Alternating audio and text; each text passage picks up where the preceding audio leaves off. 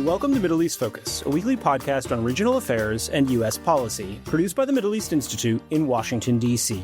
I'm Alistair Taylor, MEI's editor-in-chief. And I'm Matthew Czekaj, managing editor at MEI. This week, we're turning back to Israel to assess the impact of the country's 12-day war against Iran, which ended in a ceasefire on June 23rd. What were the major takeaways from the conflict for Israel? How is it being perceived by the population? And what are the longer-term political implications for the Israeli government? And where are things headed on the multiple fronts where Israel remains engaged? To answer these questions and more, we're joined on the program by Yoel Guzansky. Yoel is an associate fellow with the Middle East Institute, as well as a senior research fellow at the Institute for National Security Studies in Tel Aviv. He's previously served on Israel's National Security Council, coordinating the work on Iran and the Gulf under 4 national security advisors and 3 prime ministers. Our listeners can subscribe to Middle East Focus on Spotify, Apple Podcasts, and other podcast providers. And please check out MEI's other podcasts, Rethinking Democracy, hosted by Ganol Toll, and Taking the Edge Off the Middle East with Brian Katulis. Yoel, welcome to the podcast. It's great to have you back on. Thank you for having me. So, Yoel, jumping right into this, what were Israel's objectives in its campaign against Iran, and did it achieve them? To take off the nuclear program and the missile program, Israel launched an air campaign against Iranian nuclear infrastructure, scientists, missile program, and other military sites. In response, and this is important, a new intelligence of an imminent Iranian breakout towards nuclear weapon.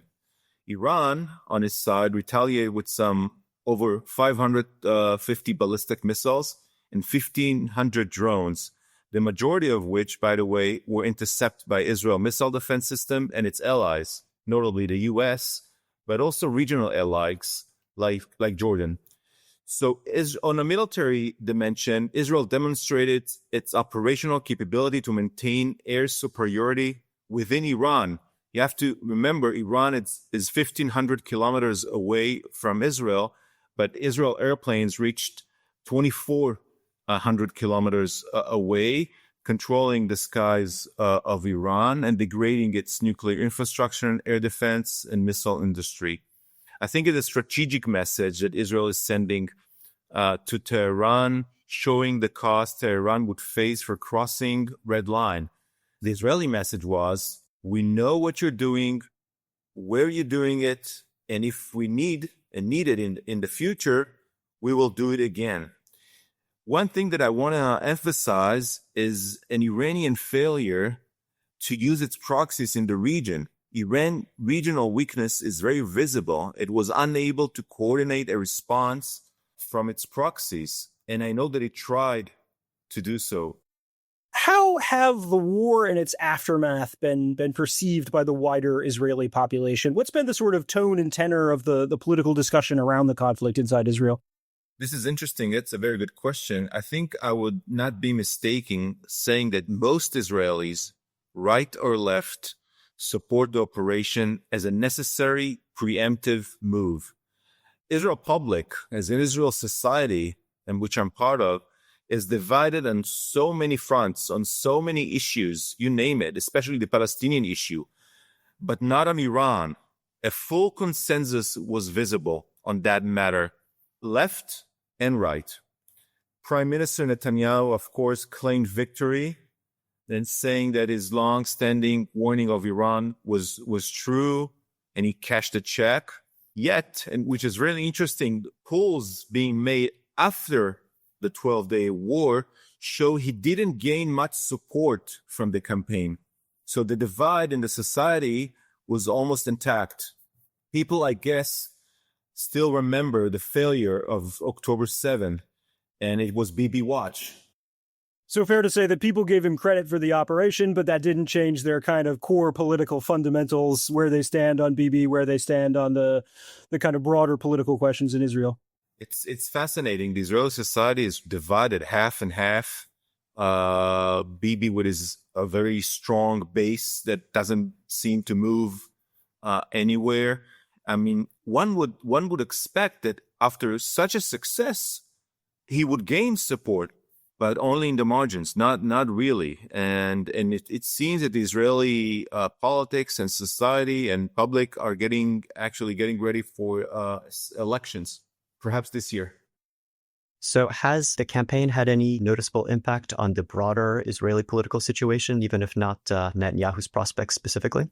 I think on a regional, perhaps a global scale, it was a milestone. I think on U.S.-Israeli coordination, for example, it's an historic milestone on a tactical, but also on a strategic level. The coordination reached between the U.S. and Israel reached a new height. The two armies worked together, and even the political leadership was united and planned this in advance. We know now that both of the leaders and their assistant knew that this is going to happen, try to fool their publics, try to fool the Iranians, and trying to maintain some sort of a surprise, not just the Israeli attack, but also the American very targeted nuclear site attack later on. So this is very interesting, and what the leaders especially did, Trump and Netanyahu.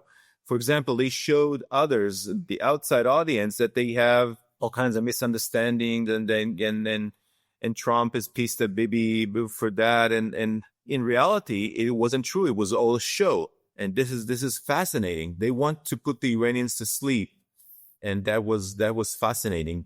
You said Israelis are preparing for elections. Do you mean early elections? Is Netanyahu going to try to rush the process? Well, it's unclear, but is all kinds of movements within Israeli politics. For example, yesterday, Eisenkot resigned or left the National Unity bloc with Gantz and resigned from the Knesset as well, and others followed him. So there's a lot of movement now, and the same momentum that you see between the U.S. and Israel, Gaza, Iran, you see also within Israeli politics. I guess it's a mirror of bigger things happening. I can think of one thing, for example, I'm sure we'll talk about it later. If Israel is going for some kind of a ceasefire in Gaza, what does this say about Bibi's current coalition? Already Smotrich and Ben-Gvir declared that they won't tolerate an agreement with Hamas that for them is a surrender agreement, and it's unacceptable. So Bibi will have problems within its own coalition. One way of dealing with that is probably going for elections. So we don't know what the future will hold, but safe to say that people are making moves that would certainly be suggestive of thinking along those lines. Exactly. Thinking and planning towards election, although we don't know when they will happen. It's much easier for me to talk about Saudi politics, American politics, than my own Israeli politics. Understood. We are certainly talking to you here from Washington, so we're well aware of the vagaries of politics and the complications there. And I wanted to ask a little bit in more detail about domestic perception of the campaign, specifically around the performance of the Israeli missile shield. From an outside perspective, it seems like the defense system performed quite well, but I wanted to get a better sense of the kind of Israeli perspective on that. Does the public feel like that worked as well as they were expected, or do they feel like they were kind of put in harm's way more than they anticipated? What's the kind of read among the public on how safe they felt during this conflict? So few points. I think to start with, I think the Israeli public was accustomed to the campaigns against Hezbollah and Hamas, which have less of a capability than a state like Iran has. So this is one thing. Israeli, in relative terms and in absolute terms, the system worked tremendously, around 90% success. The problem is with the 10% that they don't manage to intercept. And let me remind you, and of course you both know, that we had a lot of help from U.S. batteries, THAAD batteries, and other elements here in the region. So it was a joint effort. I'm not sure if the Israeli, I think, let me tell you, I think we're in a very good position relatively. I can share with you, because it was public, the estimate of the IDF before the war, and this is shown to the ministers, to the cabinet before the preemptive strike on the nuclear sites, that the casualties from an Iranian retaliation would be from 400 to a couple of thousands. Or 3,000, I'm not sure what the number. So 400 was the minimum of the minimum. We got only, it's not only people die, but it's 25 many injured, but 25 of direct casualties from the Iranians' missile. Of course, a lot of damage. It's kind of a learning competition between the defender and the attacker. They all the time try to come up with all kinds of maneuvers, warheads, split warheads. So they have all kinds of, and in this campaign, we saw for the first time Iran using those maneuvers, warheads that split and maneuver and it try to bypass the air defense. One of the Iranian, they had this warhead that split into 20 or 30 very small rockets. They don't have any military importance. Their only aim is to kill as much civilian, just to show you who we're dealing with. You are having achieved escalation dominance and air superiority over Iran. Will Israel continue to carry out airstrikes going forward if and when it feels the need? I saw the defense minister, Israel Katz, said he's instructed the IDF to create a, quote, enforcement plan, and that Israel's policy on Iran would be, like in Lebanon, quote, just times 100. So what's your read on kind of how Israel intends to deal with that going forward? First of all, it's much harder to do that. This enforcement that the Secretary of Defense is talking about, 2,000 kilometers away from Israel. It's much easier in Gaza and in Lebanon once you detect your enemy is trying to do something, to smuggle weapons or to shoot or something else. In 2,000 kilometers, it's much harder. But Israel, I think I was amazed by some of the capabilities that I saw, I didn't know existed. It's quite remarkable. I think Trump was amazed. One of the reasons he joined the campaign was the success. He wouldn't have joined otherwise, I think. That's a main question. I think Israel would love to avoid it, but it's all got to do with what Iran will do. If Iran would sneak out or break out again, try to do something in the nuclear field, maybe Khamenei has decided, I've read that he told the IAEA inspectors not to come to Iran. Perhaps Iran will kick them out, and this is a major development. I don't know what Iran will do with the NPT, how it behave. So there's many questions concerning Iranian behavior. I think Israel feel on a strategic level, regionally, feel much more secure to do it again in Iran. Iran is naked from any air defense systems, and it's very vulnerable to another Israeli attack. I don't think on a strategic level, on a political level, that Israel will do it soon, because I think Trump wants to try and get some sort of deal with Iran. I think Israel should support that. You cannot achieve everything with military might. We need a closure, and it's only a diplomatic closure, and I fully support that. The problem is the other side. We'll see what Iran will demand and what Trump is leading the way now. The U.S. is the leader on that. Israel perhaps started it, but the U.S. finished it.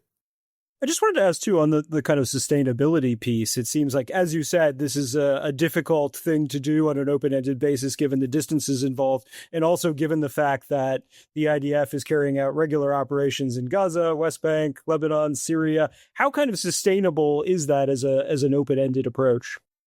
Well, it's not really. I think Israel can do a targeted, high scale, but targeted campaign of a few weeks. I think the fact that Trump called a ceasefire was good to Iran and Israel together.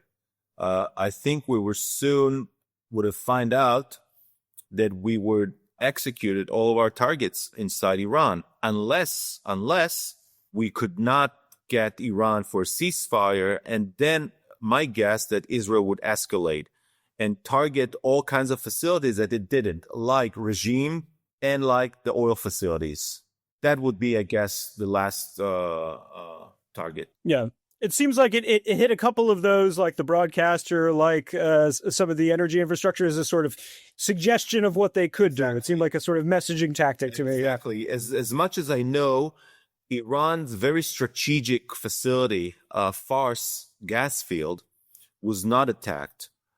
It was, I think, only one missile targeted very near this to show Iran we can hit it, we can get you on your knees, but we don't want to do it in that moment. So this threat is always on the horizon. You touched on these issues already to a degree, but I wanted to really drill down on it. The question of the compatibility of U.S. goals and Israel's goals when it comes to Iran. How aligned are they? How aligned will they be going forward? And how is Israel dealing with some of the ambiguity that's coming out of Washington in terms of what it seems to want to achieve in Iran, whether it's a deal that leaves some sort of fraction of Iran's nuclear program in place versus Israel's goal, which seems to be complete elimination of the entire program. If you would have asked me that a month ago, I would tell you that there is a daylight between the two, Israel and the U.S. Now I'm not so sure. It seems that both Jerusalem and Washington worked in such coordination that I don't trust when someone say, "Oh, they did."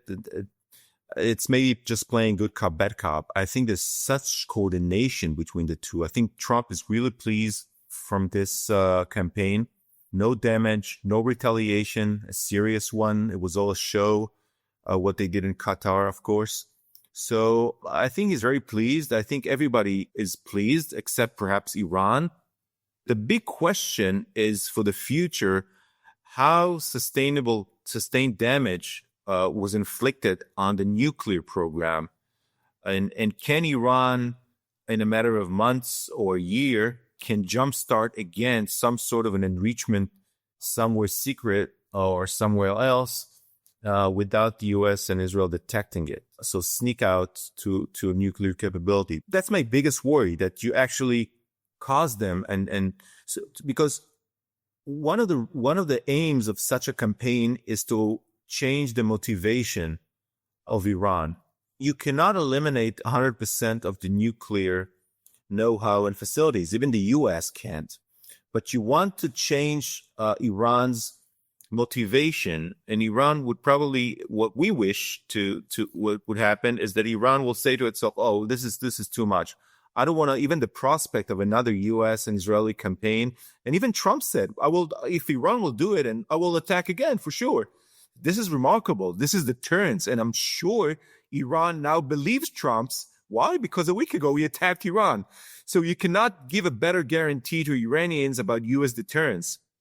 And even to U.S. allies, I think we don't fully understand the outcome and ramifications and waves of this campaign. It will take years to fully understand what was achieved, even militarily.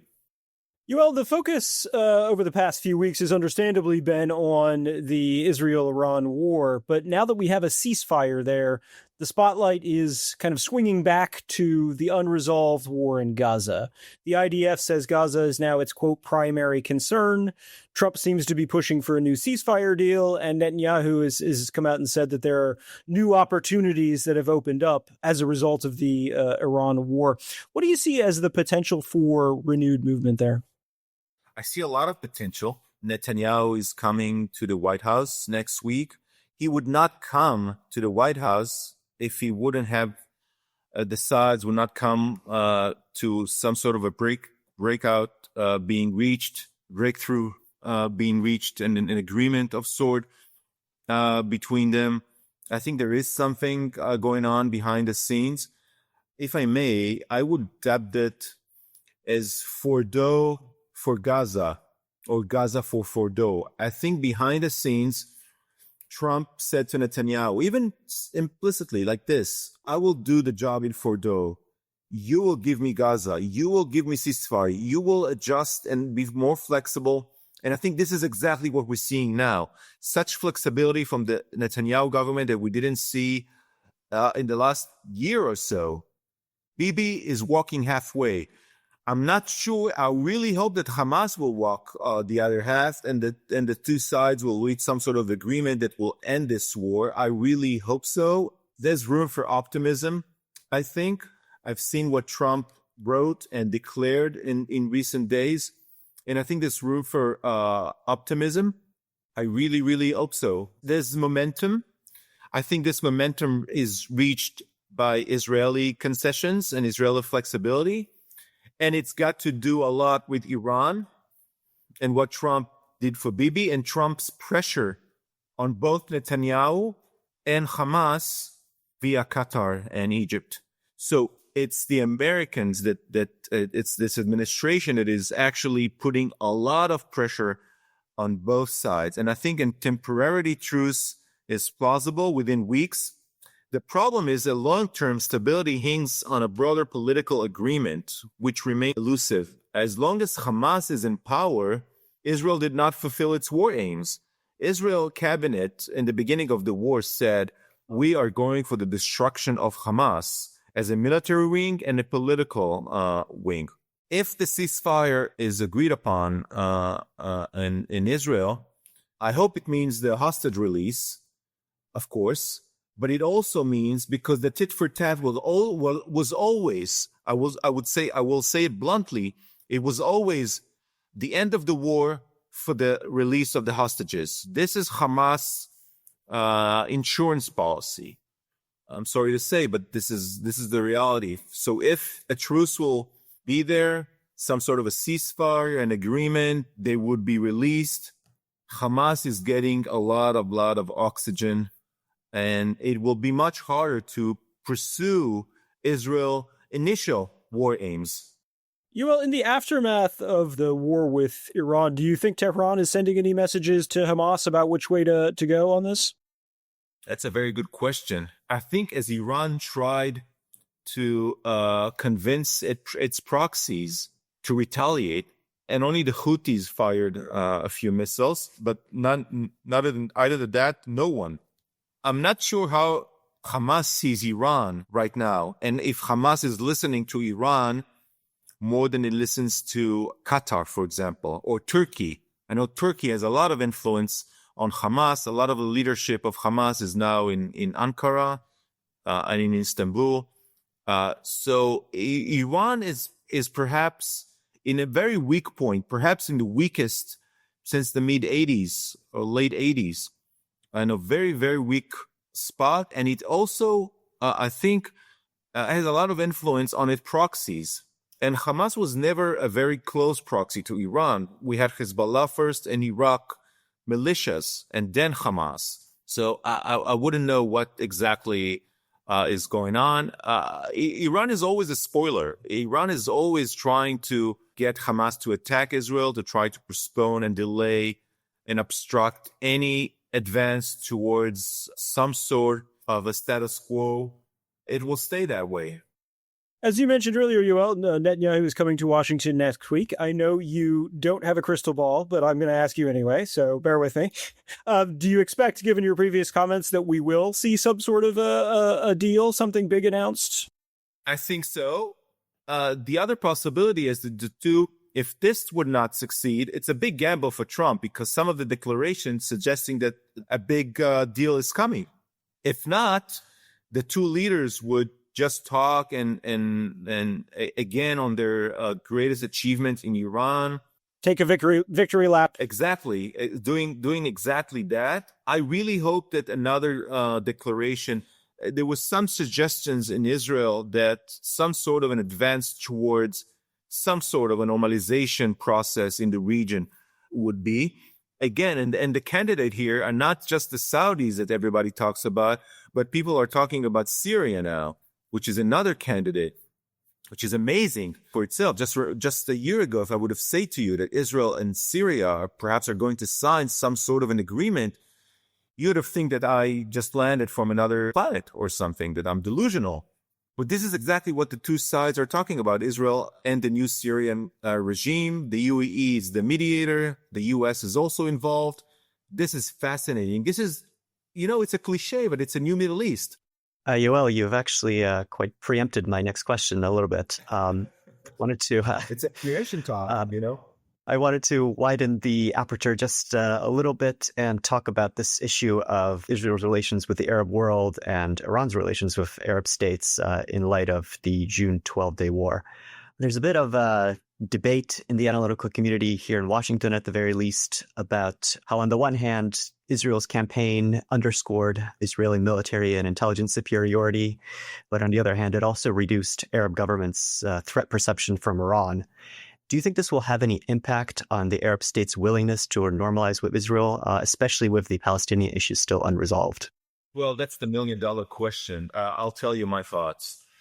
Iran was a big trigger, a big rationale behind some of the Gulf states and Israel getting closer in recent decades. Having said that, they also started some sort of a detente with Iran in the last few years because they felt that a clash between Iran and Israel was imminent, and they were right, of course. And I think this detente helped the Gulf states to avert some of a possible Iranian retaliation against them. What we saw against Qatar was nothing. Almost 2 years of a war, a regional war, and the Gulf states, I hope it will continue, stayed outside of it. Their interest and their territory was not targeted, not by Iranian proxies and not by Iran, which is remarkable. It is remarkable, I think. And it's got to do a lot with Mohammed bin Salman policy of detente towards the Iranian. It begins after 2019 Iranian attack on Saudi oil fields. Mohammed bin Salman understood that he cannot match Iran's superiority. He cannot match Iranian military. He has to make good neighborhood policy and come to some sort of a detente with Iran. To your question, in the past, this Israel superiority, not just militarily, but technologically and in other terms, scientifically, was very attractive to a lot of Arab countries, and it caused them to get closer to Israel, getting Israel technology, cyber, irrigation, medicine, a lot of things. So it really contributed to the relation between Israel and especially the Gulf states. I don't think the Gulf states sees Israel as a threat. None of them, even the Saudis don't do it. We have good relations even with the Saudis, although those relations are quiet. And sometimes, I think to myself, maybe it's better for them to stay quiet and under the radar. I don't think this will change dramatically. What is changing is the balance of power in the region. This dramatically changed in the last year and a half in favor of Israel. I hope that the Arab world, which is weaker than Iran, Israel, and Turkey, the Arab world is in between, weaker than those three non-Arab actors. I really hope that the Arab world will be now more proactive vis-a-vis Iran, even vis-a-vis Israel, not just in war, but in diplomacy, all kinds of initiative. If Iran is weaker now, maybe the Saudis and others will be much more willing to go even very little, to show more flexibility. I'll tell you why, because Iran threatened those countries in recent years, not just because their relations with Israel, but because who they are.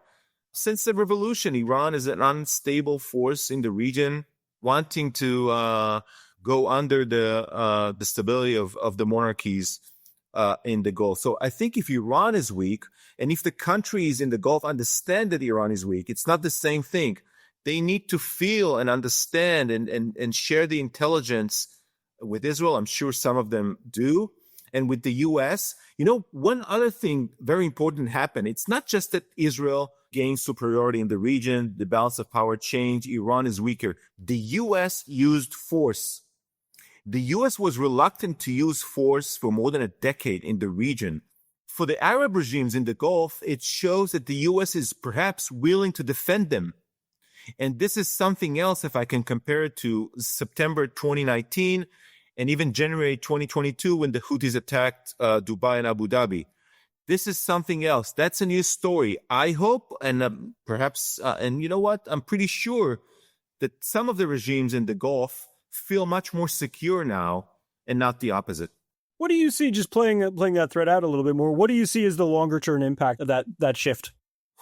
I think a broader American coalition, perhaps a pro-American camp in the region. If Trump can push Netanyahu to an historic decision to end the Gaza war, to go towards the Saudis, to do all kinds of things to put an horizon on the table, an horizon for a two-state solution, I mean, that will give the Saudis a lot of room for maneuver.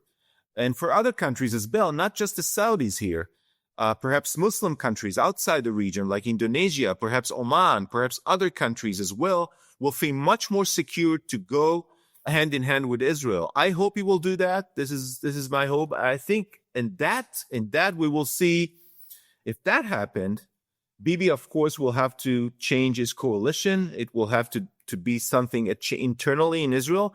And I think he will have the backing of the opposition here, of Lapid and Gantz and Eisenkot and others. They said so already.